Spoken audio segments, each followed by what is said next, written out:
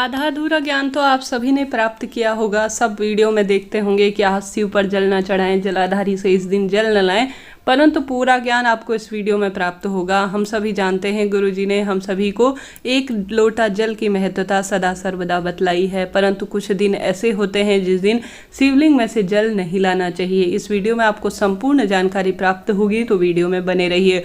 पूरी तरह से आपका समय बर्बाद नहीं जाएगा। आपने समय दिया है तो उसका पूरा जो है ज्ञान आपको प्राप्त होगा, ऐसा वादा करते हैं। तो पूरे वीडियो में ध्यान से बने रहिए। गुरुजी कहते हैं जो भक्त सोमवार के दिन शिवलिंग पर जल चढ़ाता है उसके जीवन में कभी भी चंद्रमा से संबंधित परेशानियां नहीं होती, और साथ ही आवश्यक रूप से लड़ाई झगड़े जो घर पर कलह कलेश चल रहा होता है वह पूर्ण रूप से शांत हो जाता है। मंगलवार के दिन घर में अगर कोई शिवलिंग विराजमान है या शिव मंदिर जाकर लाल चंदन मिश्रित जो व्यक्ति जल चढ़ाता है उसके जीवन में कभी भी मंगल ग्रह उसे प्रभावित नहीं करता। रोग दोष कर्ज कटते हैं, क्रोध शांत होता है।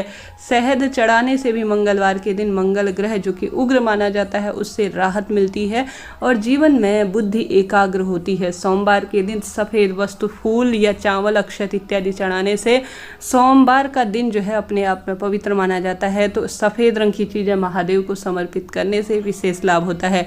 बात होती है बुधवार की। बुधवार का दिन वैवाहिक योग बुद्धि और बल के लिए जाना जाता है। हरा मूंग इत्यादि बुधवार के दिन शिवलिंग में जल के पात्र में जो है सम्मिश्रण करके शिवलिंग पर चढ़ाना बहुत लाभदायक माना जाता है। आप सभी जानते होंगे बुध ग्रह भी इससे मजबूत होता है। और हरे रंग की कोई भी वस्तु, हरा मूंग हो या अन्य वस्तु, बुधवार के दिन जल में मिश्रित कर कर शिवलिंग पर जरूर से चढ़ानी चाहिए। निरंतर श्री शिवाय नमस्तुभ्यं महामंत्र का जाप करना चाहिए। साथ ही शुक्रवार के दिन पति की लंबी आयु और उन पर आने वाली सभी बाधाओं को दूर करने के लिए लाल रंग का फूल या लाल रंग की कोई वस्तु शुक्रवार के दिन शिवलिंग पर जल चढ़ाने के काम में लेनी चाहिए। गुरुवार का दिन गुरु ग्रह से संबंध रखता है जो कि विशेष रूप से पति और बच्चे और वैवाहिक जीवन से संबंध रखता है। इस दिन पीले रंग की कोई भी वस्तु, पीला चंदन हो, पीले फूल हो या पीले रंग का कोई भी जो है पदार्थ, चने की दाल इत्यादि डालकर गुरु ग्रह को मजबूत बनाने के लिए प्रत्येक व्यक्ति को जल के लोटे में यह चीज डालकर शिवलिंग के ऊपर समर्पित करना चाहिए। बात आती है रविवार की। रविवार के दिन सूर्य ग्रह का दिन है। इस दिन विशेष रूप से कोई लाल रंग की वस्तु शिवलिंग पर चढ़ाने से जल के पात्र में बहुत अधिक लाभ प्राप्त होता है। साथ ही शनिवार के दिन काले तिल या काले रंग की वस्तु जल के पात्र में मिला देने से, शिवलिंग पर चढ़ा देने से जीवन में सब दुख तकलीफ दूर हो जाती है और सभी तरह की बाधाओं को दूर करने में जीवन समृद्ध होता है। परंतु कुछ खास ऐसे दिन, कुछ खास ऐसे वार, कुछ खास ऐसी तिथि, कुछ खास ऐसे जो है नियम बताए गए हैं जिन स्थितियों में कभी भी शिवलिंग पर जल नहीं चढ़ाना चाहिए और खास तौर पर कभी भी इन स्थानों से जलाधारी से बहता हुआ जल नहीं लाना चाहिए। हम सभी जानते हैं एक लोटा जल सब समस्याओं का हल, गुरुजी ने कहा है। तो आप सभी भी जल का लोटा जरूर से समर्पित करते होंगे, परंतु जल का लोटा कभी खाली नहीं लाएं। उस पर नियमित रूप से कुछ न कुछ शिव पर चढ़ी हुई वस्तु डालकर और जल को लेकर आना चाहिए। उस जल का छिड़काव पूरे घर में पूर्ण रूप से छिड़काव कर पूर्ण रूप से अपने खाने में मिलाकर आचमन के रूप में ग्रहण करने से जीवन में रोग दोष कर्ज मिट जाते हैं और साधारण सरल तरीके से जीवन में सब सुख प्राप्त होते हैं। इसके साथ ही कुछ ऐसी तिथि, कुछ ऐसे वार बताए गए हैं, कुछ ऐसा समय बताया गया है जब आप सभी को विशेष रूप से शिवलिंग से जल नहीं लाना चाहिए और नहीं शिवलिंग पर जल चढ़ाना चाहिए।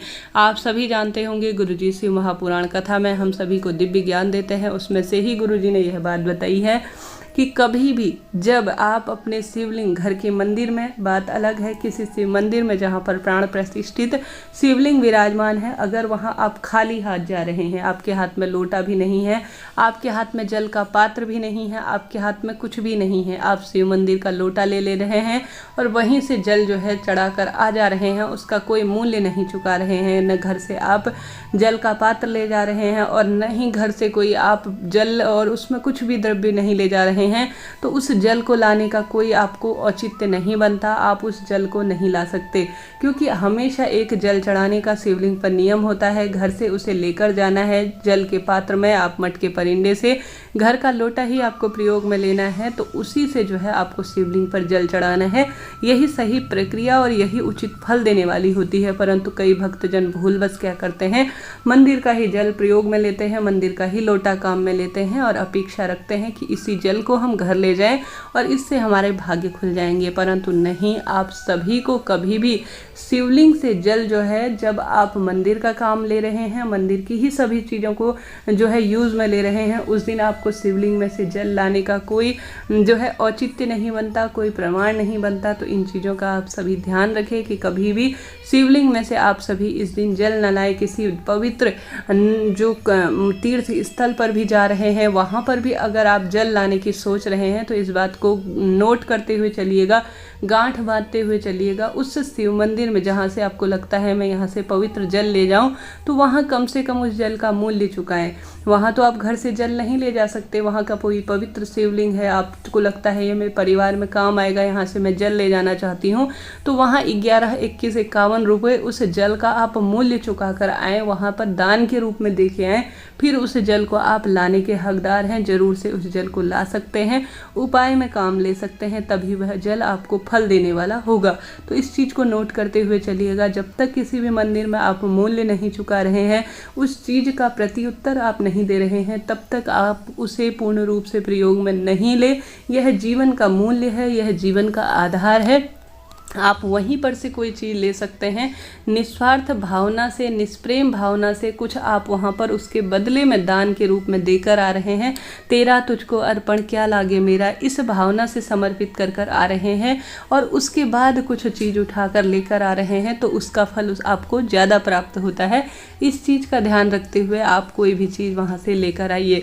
आपने देखा होगा कई भक्तजन जो है किसी चीज़ की कल्पना किए बिना ही जो है कोई चीज़ तुरंत उठा लाते हैं और ऐसा कहीं ना कहीं विदित हो उठता है कि इसका हमें किसी न किसी रूप में मूल्य चुकाना होगा। तो इससे अच्छा पहले ही उन चीज़ों को मूल्य चुका कर लेकर आइए, ताकि आपको पूर्ण रूप से उसका सुख प्राप्त हो। कई तरह के रोग दोष इत्यादि भी, कई तरह की मनौती इत्यादि के तहत भी यह कार्य किए जाते हैं। उसका जो है आपका कहीं ना कहीं आप उन चीज़ों का दोष अपने साथ न ले जाएं, सिर्फ उसका जो है फल प्राप्त कर कर ले जाएं। तो इसके बदले आप कुछ चुका कर आइए, निश्चित ही उससे जो है आपके उस चीज़ में लगे दोष छूटेंगे और उस चीज़ का प्रतिफल आपको प्राप्त होगा। तो यह विशेष जानकारी थी आप सभी के लिए, यह जरूर से उचित उपयोगी रही हो। आप इसके साथ साथ कभी भी सूतक पातक में शिव मंदिर नहीं जाना है। महिला को भी 5 दिन जब हो जाए मासिक धर्म के, उसके बाद बाल इत्यादि धोकर निवृत्त होकर शिव मंदिर जल चढ़ाएं।